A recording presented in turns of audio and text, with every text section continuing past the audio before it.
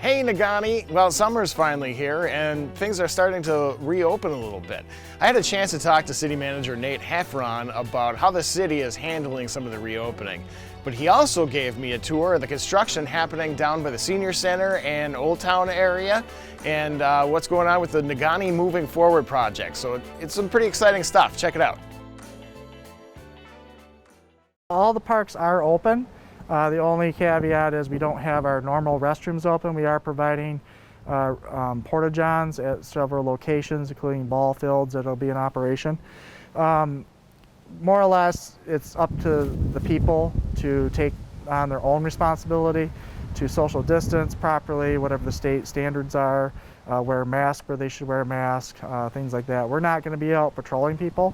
We're not going to be out looking to make sure you're doing what you're supposed to be doing. Everyone should know what they should have to do. This has been pretty prevalent in the news, so that's where we stand on that. As for City Hall services and things like that, the different buildings, we're going to continue to have those closed. Everybody can still get the services they need. We'll be reviewing that later to see how we want to open those up in a safe way. One change on that though is the library is offering curbside services. So if you want to get a library book or have some of the services that may be available to you curbside, we encourage you to contact the library or look on their Facebook or on their website to see what those services are.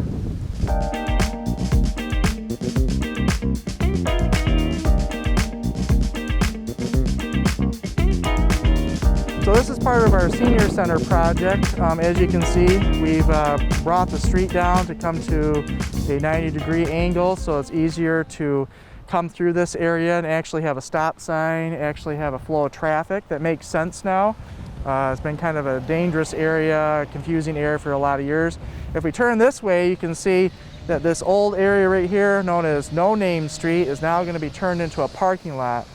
Right over here on the left is going to be a one-way entrance, and then you exit on the other side over this way towards Tobin and Peck Street. So you can see in the parking lot, if you follow me, we're going to get about 30 new spaces or so. And if everybody remembers what this road looked like, it was very, very bad. I mean, we're talking about some hip breakers probably. So now we have this nice surface. This is going to get paved here in the next couple days.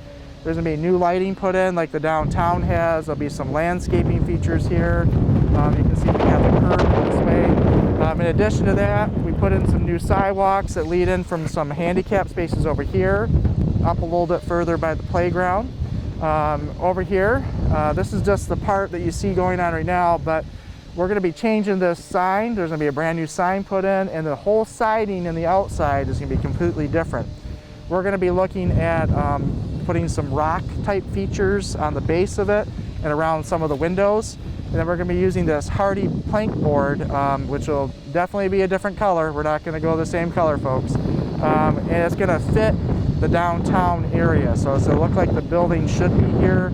It's going to lend to the characteristics of the downtown rather than kind of sticking out the way it is with this color. So that's pretty much what's happening here with this project. The only other thing probably to note is we will be putting in a dual car charging station in this parking lot as well. The city is starting to move towards the future of accommodating travelers of all kinds and needs because that's the way the future is going. So whenever we do one of these major projects that involve new parking, we're going to install something similar to that. And fortunately, with the group that we work with, the WPPI, where we get our power from, there are grants available where they pay for part of it and we pay for part of that as well. So they're taking out that swing set stuff out of there. The other equipment will probably get put across the street because they're going to put a playground in here eventually. we're getting a grant, we think, here in the next couple years. I'm not 100% sure. We're trying to get one from the MDNR Trust Fund, but it just depends on what's available. But there'll be a nice playground over here we've been working with different engineers and companies to install. And that's if you can see it, a lot of these trees are going to get cleaned up. Some of the big ones are going to stay. All the fruit trees will stay. But there's going to be this open corridor like this green space now that parents will be able to watch from the pavilion if they want to, what's going on with their kids at the playground. So here's our park, our Jackson Park Pavilion project we've been working on for the last couple years. This project we hope will be done sometime in July. If you look over here, you can see we put in the sewer and water recently. Electrical also runs through here, so we're getting ready to get this building charged up with all those utilities here in the next couple weeks. But it's an external pavilion, as you can see. We'll have some picnic tables, trash cans out here. It leads right onto the Iron Ore Heritage Trail.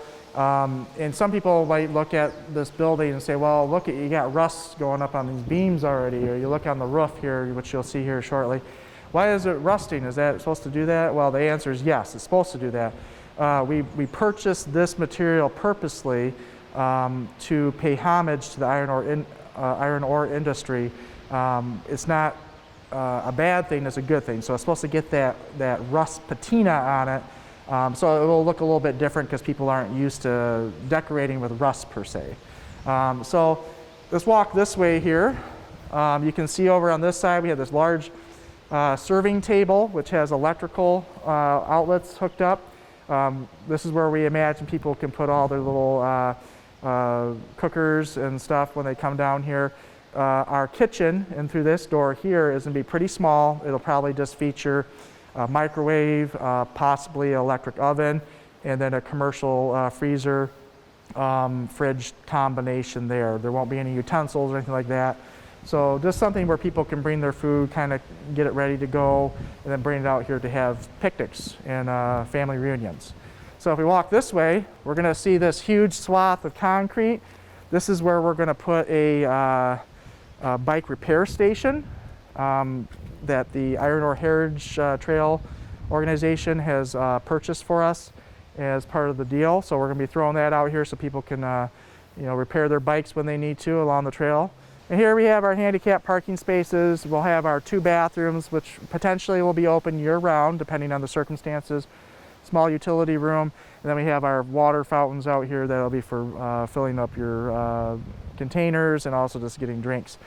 And behind us we have this huge parking lot, so as we look out this way, this is actually the exit to the parking lot, and the entrance is over up this way off of Snow Street, which offers additional parking along that whole street. And we'll take you up there and we'll show you some of the old features that we kept in here to pay homage to the Old Town area.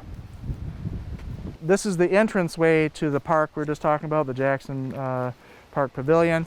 And you can see some of the old sidewalk, you can see some of the old retaining walls that were here in Old Town. And we're going to keep all that stuff. So this little boulevard is kind of going to be cleaned up. We're going to remove most of the trees. There'll be parking on both sides, potentially. We're going to clean the road up a little bit. But we want to keep these features here because it looks awesome. But again, we want to make sure we preserve a lot of our history here because this is important to remember. And up this way, take you this way a little bit more. We did put in a overflow parking lot because we have a lot of biking events. We have a lot of events that go on in Negaunee for this trail system. So we got this over here. We think we can get probably about another 25 to 30 vehicles in. It's just a little lot, and we already got somebody parking there. They've been using it for the last couple weeks. All right, this is our Rail Street project, which has basically turned into a one-way street with some parking on it. We decided to do that for several reasons. We have our bike trail over here. We want to move all of our bike traffic on one side so it's easier. So as we go down further, you'll see we widen the trail. In addition to that, we wanted to provide additional parking to the downtown, and we have some new businesses that are going in here, so we want to make sure there's some parking for these folks as well. But at the same time, we do consider this part as a downtown, so this would be like the border section of the downtown. And what we're trying to do is we're trying to create more friendly pedestrian travels for bikes, foot traffic. Some people might look at this and say, well, this isn't going to be good for a plow to come down, but you know, we're not designing streets in our downtown per se for plows. We're designing for people to actually travel downtown. So our crew is very inept, and they can get things done, and they can make sure that they're going to be able to get the snow removed whichever way they have to. Okay. So here you can see this is where we moved all the traffic, bike traffic, onto one side. With that, we had to elevate this trail system a little bit, separate it with a rolled out curb, and traffic can go on both sides. Now this is technically 10 feet across, and we really want to keep people on one side. We really want to make sure that when people back out of their parking spaces, they wouldn't back into bikers.